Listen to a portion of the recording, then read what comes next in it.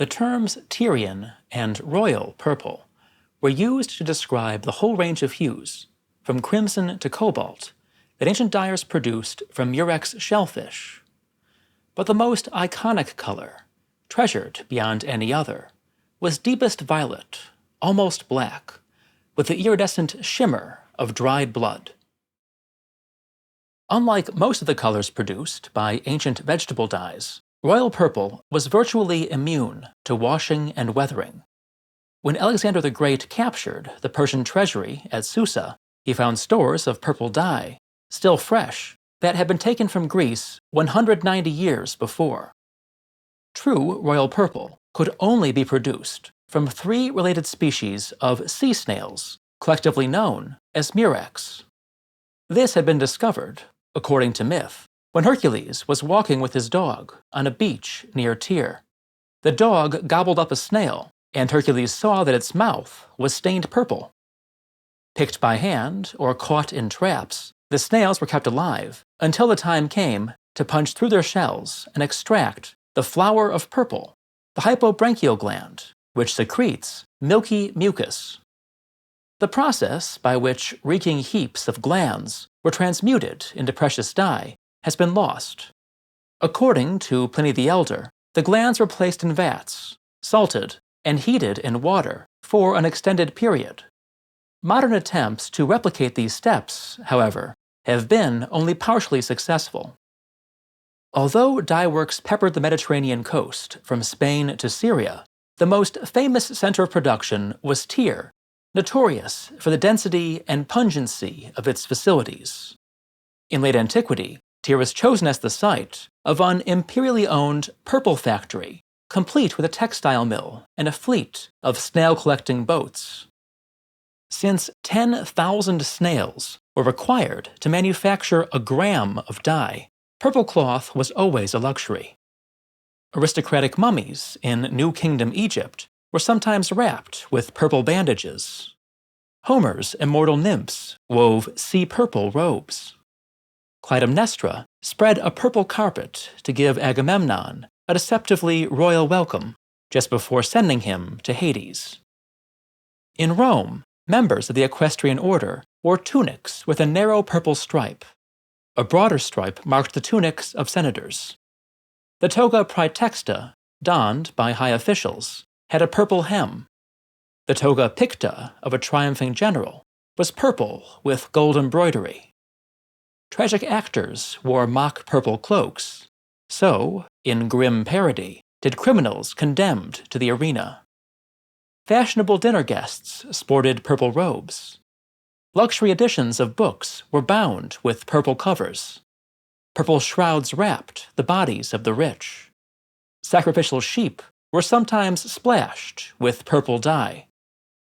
By the Roman era, purple had long been the color of kings.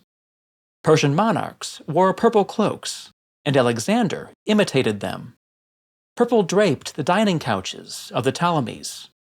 When Jesus was being mocked as King of the Jews, a tattered purple mantle was flung over his shoulders. Emperors wore an all-purple toga and even signed their names with purple ink. Caligula executed a king of Mauritania because he envied his purple cloak. Nero, who made it illegal for anyone besides himself to wear the finest shades of purple, sent undercover agents into Rome's markets to catch sellers of contraband dye.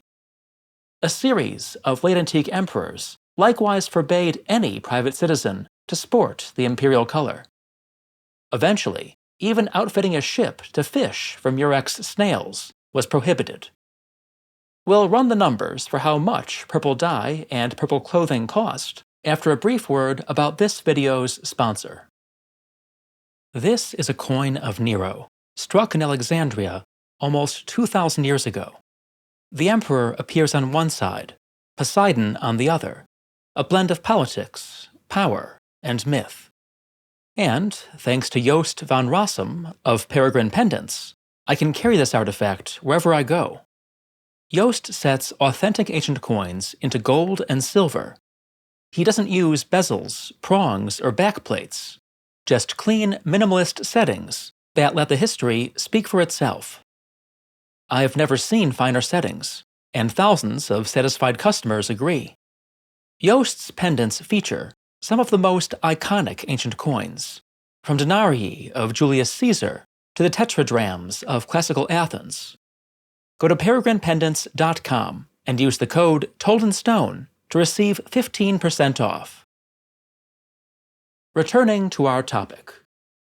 In classical Athens, a purple cloak cost 3 minas, 300 drachmas, when a family of 4 could live comfortably for a year on 200. The finest purple cloth was worth its weight in silver, and an especially rich garment could cost 2 talents, 12,000 drachmas. During the reign of Augustus, a pound of Tyrian purple dye stuff cost more than 4,000 sestertii.